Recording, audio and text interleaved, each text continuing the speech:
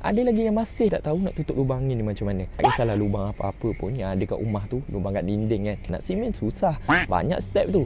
Ni kita pakai Hardex Pureform. Kita sembur je dekat ruang-ruang yang ada ni. So, jom saya tunjukkan. Okey, mula-mula kita sembur air biasa dulu pada permukaan. Lepas tu kita goncang Pureform ni selama 10 saat macam tu.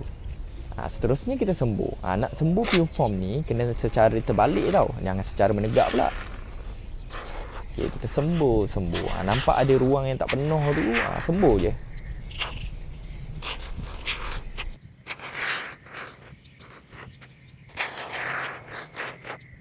Okey, dah siap sembur, kita biarkan 20 hingga 30 minit untuk ia mengembang dan mengeras. 30 minutes later. Okey, dah cukup 30 minit.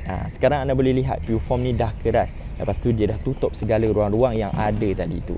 Kalau anda nak nampak lebih kemas, anda boleh potong lebihan yang ada ni.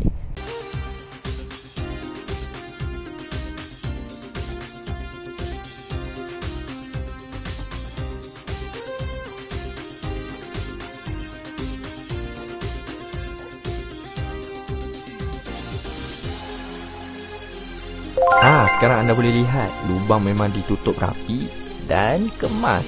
So tunggu apa lagi guys? Boleh klik link di bawah untuk buat pembelian terus atau boleh layari laman web kami untuk maklumat lanjut. Jangan lupa like, komen dan share.